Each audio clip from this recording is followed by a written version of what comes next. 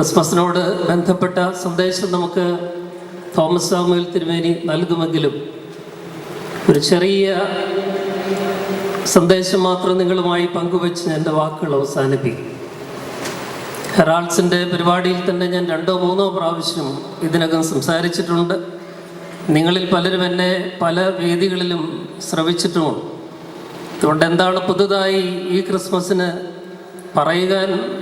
പറയുവാൻ കഴിയുക എന്നുള്ള കാര്യത്തിൽ എനിക്ക് ഉറപ്പില്ലെങ്കിലും നാം എല്ലാവരും ശ്രദ്ധയോടുകൂടി മനസ്സിൽ കരുതേണ്ട ഒരു കാര്യം മാത്രം പറയുവാൻ ഞാൻ ശ്രമിക്കുകയാണ്.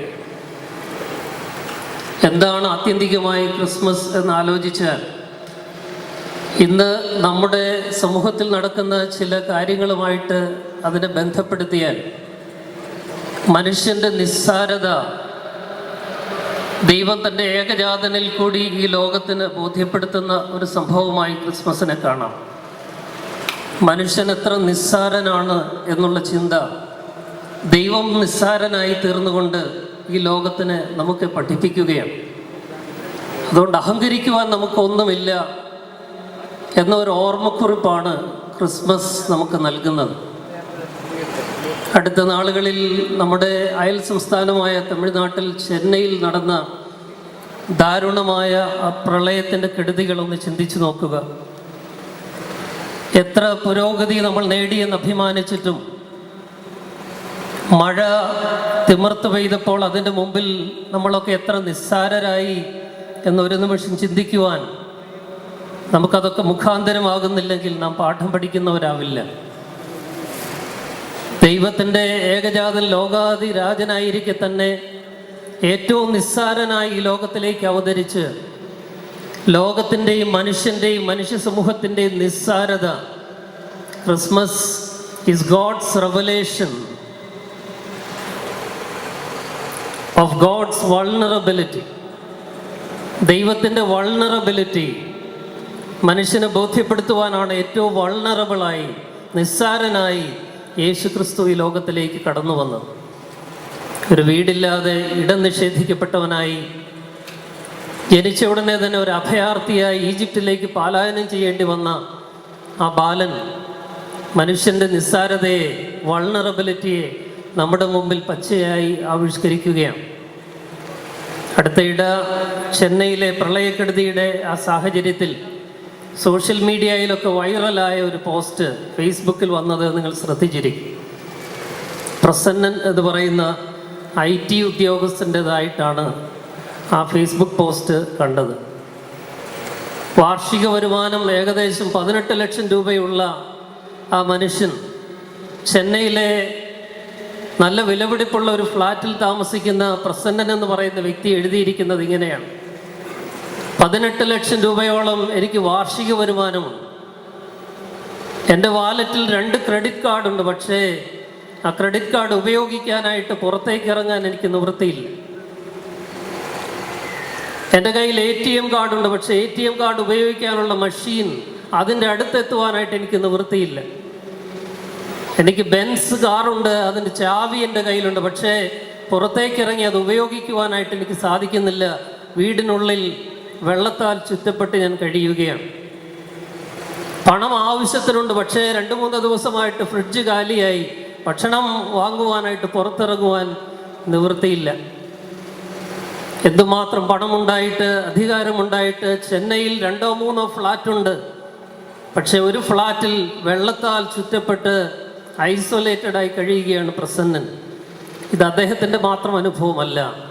എത്ര ക്രെഡിറ്റ് കാർഡ് ഉണ്ടാവട്ടെ, മേൽത്തരം കാറുകൾ ഉണ്ടാവട്ടെ, സൗകര്യങ്ങൾ ഉണ്ടാകട്ടെ, സമ്പന്നത ഉണ്ടാകട്ടെ, ഇതെല്ലാം ഒരു മഴക്കെടുതിയുടെ മുമ്പിൽ നമ്മൾ എത്ര നിസ്സാരന്മാരാണെന്ന് കാണുവാനായിട്ട് ഒരു നിമിഷം മതി എന്ന് ഈ ലോകം ഓർമ്മിപ്പിക്കുകയാണ്. മനുഷ്യൻ്റെ നിസ്സാരാവസ്ഥ, ഈ ലോകത്തിൻ്റെ നിസ്സാരാവസ്ഥ യേശു ക്രിസ്തു ഒരു നിസ്സാരനായി, ദൈവത്തിൻ്റെ പുത്രൻ ഒരു നിസ്സാരനായി ഈ ലോകത്തിൽ അവതരിപ്പിച്ച് നമ്മൾ ബോധ്യപ്പെടുത്തുകയാണ്. അതുകൊണ്ട് ഒന്നിലും അഹങ്കരിക്കാതെ വിനയപ്പെട്ട് നമ്മളെല്ലാം ദൈവത്തിൻ്റെ മുമ്പിൽ, പ്രകൃതിയുടെ മുമ്പിൽ നിസ്സാരരാണെന്നുള്ള ബോധ്യം നമ്മുടെ മനസ്സിലേക്ക് വരുമെങ്കിൽ ഈ ക്രിസ്മസിന് അർത്ഥമുണ്ടാകും. ചെന്നൈയിലെ പ്രളയക്കെടുതികൾക്കിടയിലും ഒരു മഴവില്ല് നമ്മൾ കണ്ടു. പ്രളയം അവസാനിച്ചു കഴിഞ്ഞപ്പോഴും ആ മഴവില്ല് നമുക്ക് കാണുന്നുണ്ട്. എന്താണ് ആ മഴവില്ല്? പ്രതീക്ഷ നമുക്ക് തരുന്ന മഴവില്ല്. ആ പ്രളയക്കെടുതികളിൽ ദുരന്തം അനുഭവിച്ചവർക്ക് വേണ്ടി അവരുടെ പ്രയാസത്തിലേക്ക് ഏകീഭാവവുമായി, ഐക്യദാർഢ്യവുമായി, ജാതി മത വർണ്ണവർഗ വ്യത്യാസങ്ങൾക്ക് അതീതമായി എല്ലാവരും ഒന്നിച്ച് തങ്ങൾക്കുള്ളത് പങ്കുവയ്ക്കുവാനായിട്ട് ഇറങ്ങിത്തിരിക്കുമ്പോൾ അതാണ് ആ മഴവിൽ. ആ മഴവില്ലായിട്ട് ഈ ലോകത്തിൽ അവതരിച്ച യേശുക്രിസ്തുവിനെ വരവേൽക്കുവാൻ നമുക്ക് ശ്രമിക്കാം. ദൈവം തൻ്റെ ഏകജാതനെ ഈ ലോകത്തിന് സമ്മാനമായി പങ്കുവച്ചതിൻ്റെ ഓർമ്മയാണെങ്കിൽ പങ്കുവയ്ക്കലിൽ കൂടെയാണ് ക്രിസ്മസ് ആഘോഷിക്കേണ്ടത്. ചെന്നൈയിൽ നമ്മൾ കണ്ടു, മുല്ലപ്പെരിയാറിൻ്റെ പേരിൽ വിഘടിച്ച് നിൽക്കുമ്പോഴും ആ അഭിപ്രായ വ്യത്യാസങ്ങളെല്ലാം മാറ്റിവെച്ചിട്ട് കേരള ജനതയും ഒരുമയോടെ സാഹോദര്യത്തോടു കൂടി അയൽ സംസ്ഥാനത്തെ സഹോദരങ്ങളുടെ ദുഃഖത്തിൽ പങ്കുചേർന്നത് ആ മഴവില്ലാണ്, ആ പ്രതീക്ഷയാണ്. യേശുക്രിസ്തു ആ ബാലൻ പ്രതിദാനം ചെയ്യുന്ന പ്രതീകമാണ് ആ മഴവില്ല്. പങ്കുവയ്ക്കുക എന്നുള്ളതാണ് ക്രിസ്മസിൻ്റെ ഏറ്റവും വലിയ സന്ദേശം. അതുകൊണ്ട് പങ്കുവയ്ക്കുന്നവരായി ദൈവം നമുക്ക് നൽകുന്നതിൽ ഒരിക്കലും അഹങ്കരിക്കാതെ നാം എല്ലാം ദൈവസന്നിധിയിൽ നിസ്സാരരാണെന്നുള്ള ചിന്തയോടുകൂടി നമുക്ക് ദൈവം നൽകിയത് പങ്കുവയ്ക്കാനുള്ളതാണ് എന്നുള്ള ചിന്തയോടുകൂടി നമുക്ക് മുന്നോട്ട് പോകാം.